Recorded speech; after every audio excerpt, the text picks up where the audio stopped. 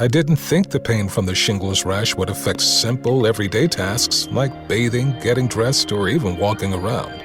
I was wrong. Though not everyone at risk will develop it, 99% of people over the age of 50 already have the virus that causes shingles, and it could reactivate at any time. I developed it, and the blistering rash lasted for weeks. Don't learn the hard way, like I did. Talk to your doctor or pharmacist today. Sponsored by GSK. Listen, all you New Yorkers. Taxi! Okay, we're looking around. This is the 77 WABC minicast. And we are back here on Cats and Cosby. And joining us now is Victoria Coates, former Deputy National Security Advisor. Victoria, I don't know, did you hear John before the break? I did not. I came on during the break. What was he saying? So John, give her a recap. John believes what's online. What's more important than Iran, is that we don't lose November.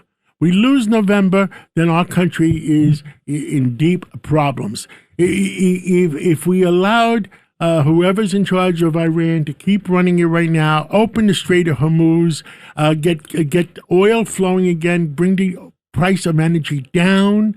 The price of energy comes down, then the Fed is not embarrassed to lower interest rates. So you go into September with lower interest rates. You go into September with low energy prices, and you go into September that trillions of dollars of new business are coming into America.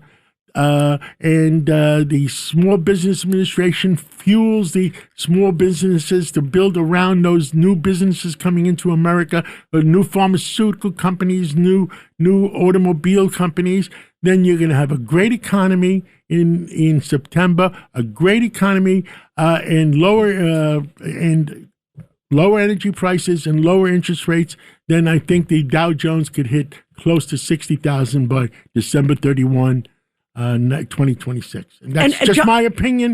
But your synopsis is... No, see, I just, knowing Trump, as long as I do, I feel that this is what he's feeling in his heart. But I'd like to get Victoria's opinion. Yeah, what do you think, Victoria?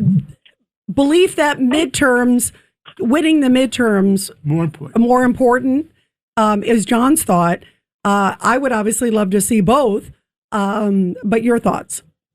Well, I think I'm going to embrace the and, Rita. I'm going to be with you.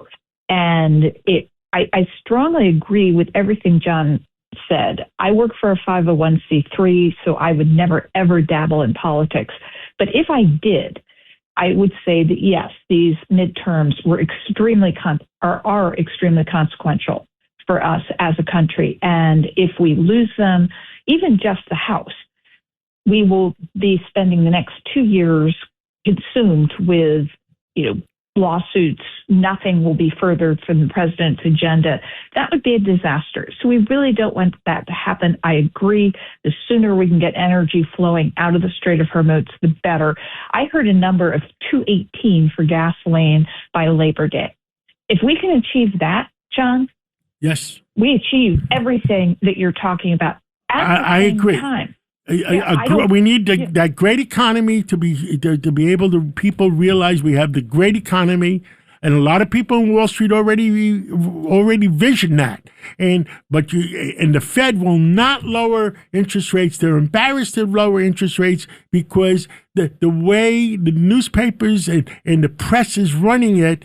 We're in a runaway inflation period again. It's not a runaway inflation period. It is. The fact is that we have a temporary situation because we have a temporary high energy rate.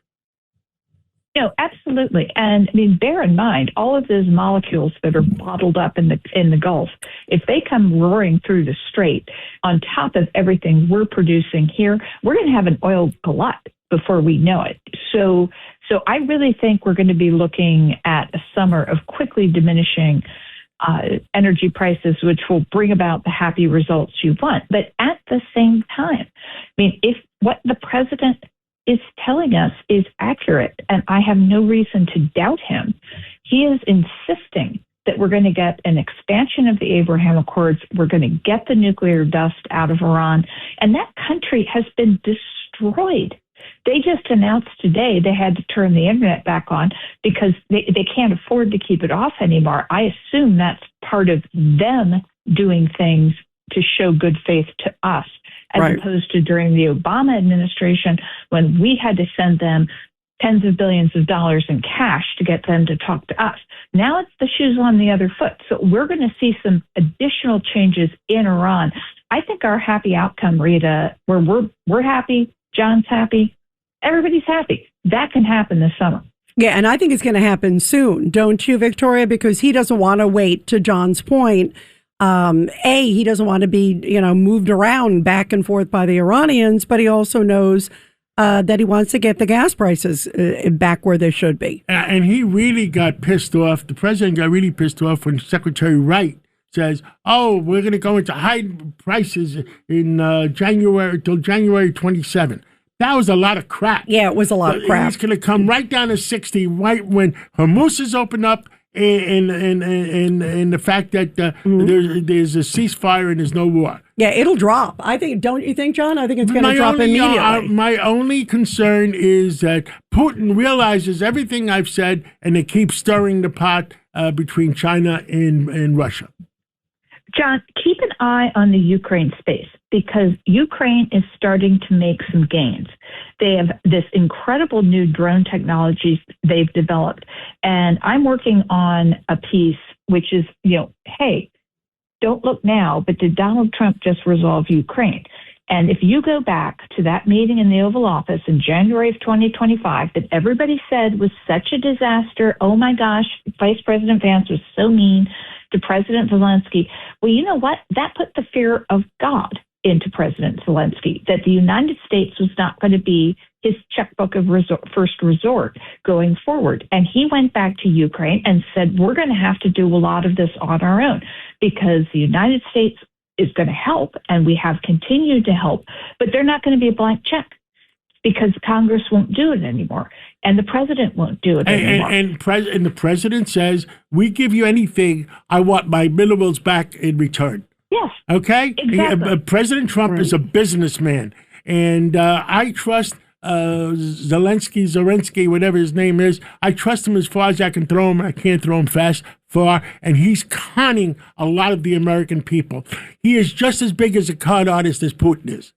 My opinion. Well, he may well be, but the fact of the matter is, when he was read the Riot Act by the president and the vice president, he went back to Ukraine and said, we're going to have to do a lot of this.